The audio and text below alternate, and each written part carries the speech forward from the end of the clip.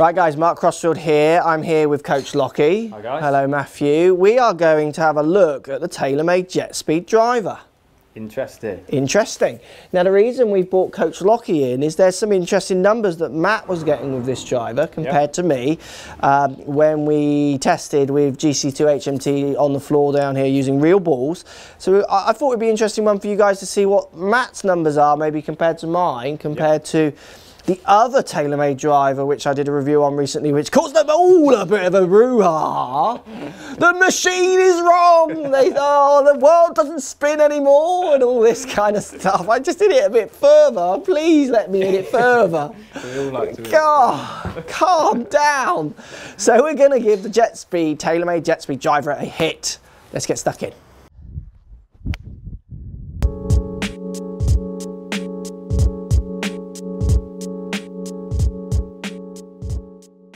Right guys, JetSpeed. So what we're getting with JetSpeed, we're getting low forward CG, LOFTUP campaign from TaylorMade, which they've been going on about quite a lot. I tested it recently in another video, I'll probably post a link down here somewhere, you can go and watch that one.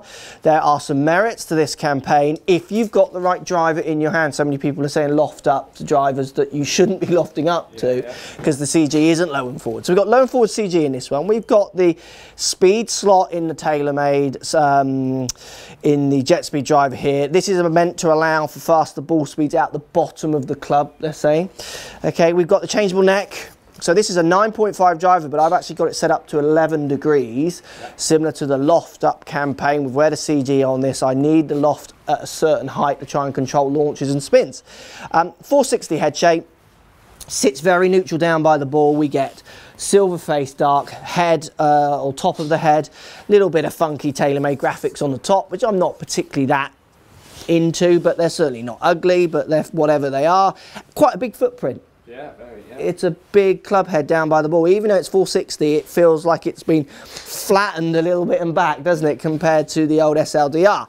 So we're going to give it a hit, see what it feels like. I'm going to hit some, and then Matt's going to hit some because he's producing some quite interesting numbers with this club over me, which we'll talk about in a second. Hitting real balls. I've got my Titleist Pro V1X balls that I game. Matt had to use the same balls as me. What ball do you use? I use a Pro V. Okay, so he was using my Pro V1Xs, but very little in the difference in numbers, to be honest, between the two. The other thing with this shaft is it's as long as a county, isn't it?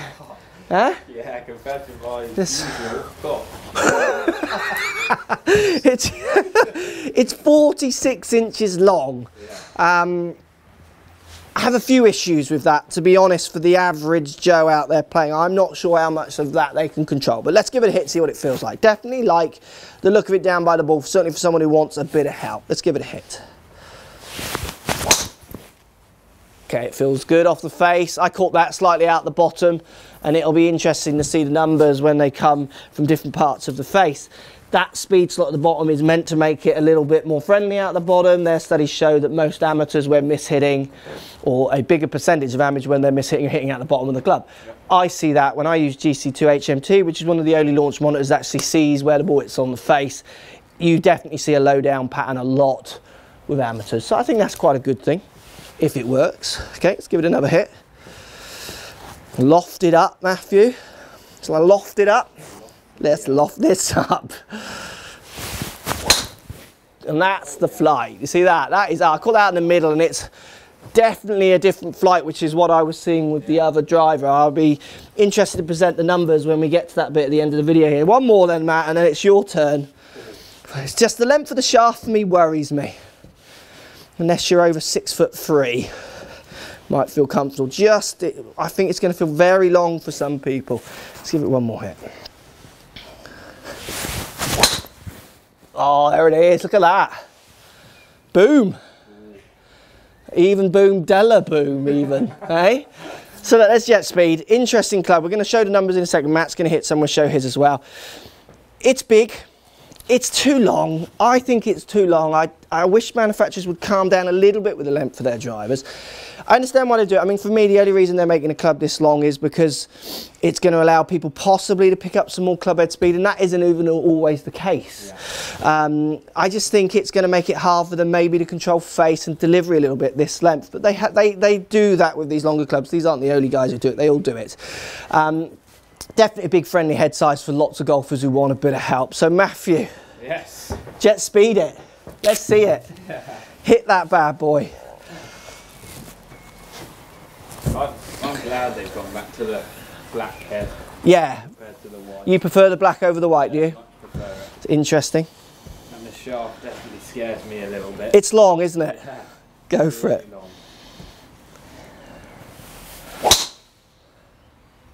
It's a good flight. Could you hit 2 more? I mean, what about the head? What do you think of the head? Yeah, I like the shape. I prefer sort of the bigger type headed Yeah, drivers. yeah, absolutely. Maybe the smaller, compact one. Yeah, But I mean, even though they're both 460, yeah. you can have a 460 head that appears bigger and smaller. I mean, Yeah. the covert's very, I mean, it doesn't appear 460. 460 obviously is just a volume. If you squish that down and stretch it back and stretch it out, it can look bigger than other ones when you look down at footprints and stuff. Go on, and you hit another one.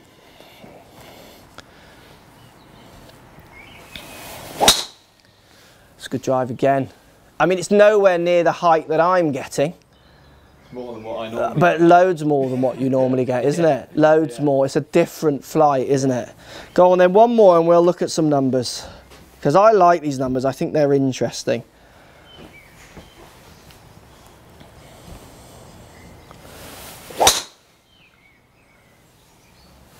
It's a good shot. It's good. Okay, what we're going to do, we're just going to present a few numbers on this club from Matt's to mine and show you a little bit about how it might help your game or not, depending on the way you hit. Let's check these numbers out.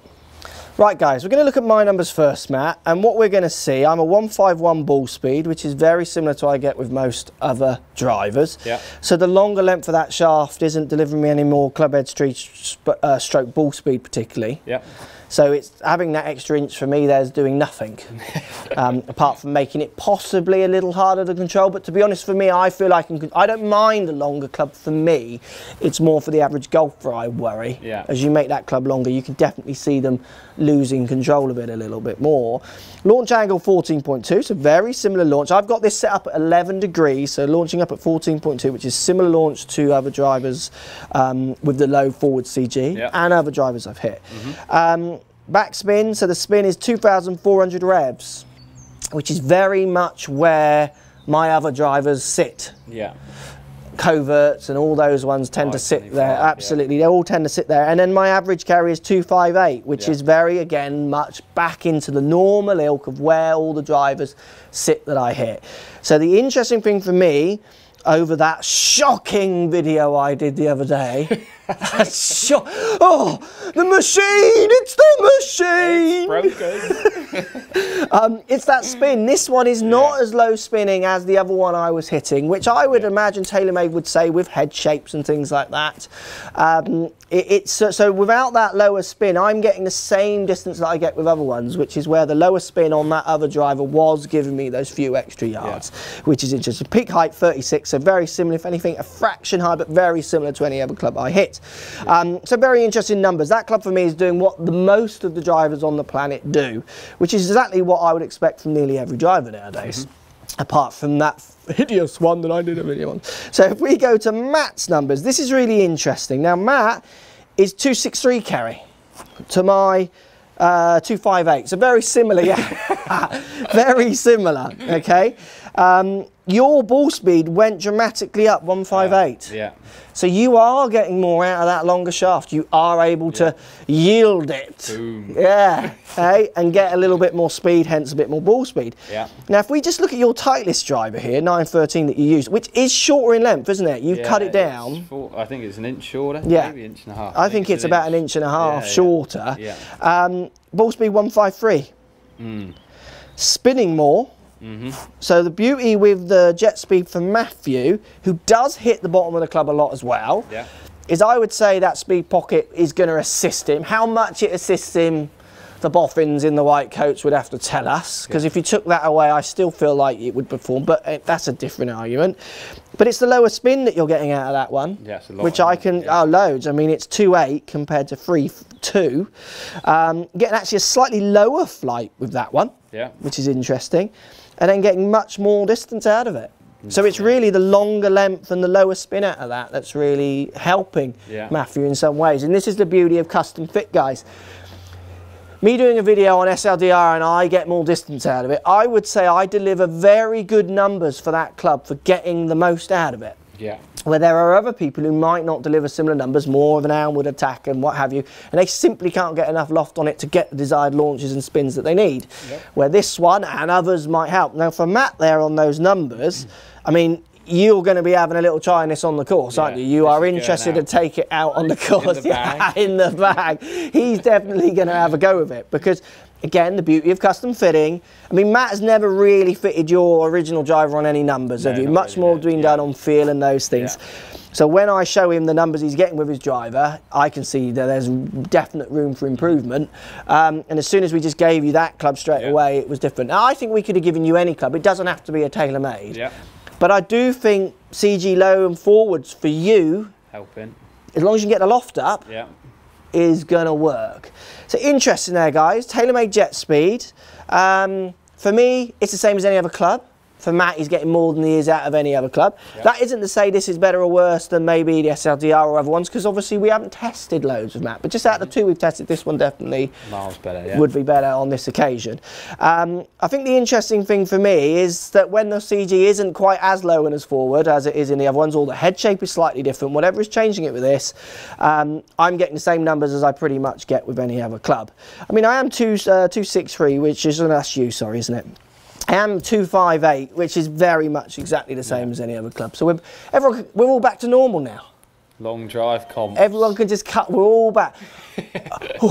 Deep breath, everyone. We're all back. The world's spinning normally. I'm still patting it up the fairway. JetSpeed, guys, let me know what you think. It's changeable necks, CG low forward, speed pockets, la-di-da-di-da. Let me know. Post comments down below. Love to hear what you've got to say. I think this video is more interesting on the fact that custom fit can really help you and make you understand the equipment you've got and the angles you apply now to get the most out of it. Yep. There isn't a best driver. There are just best clubs for certain golfers. They're all very good.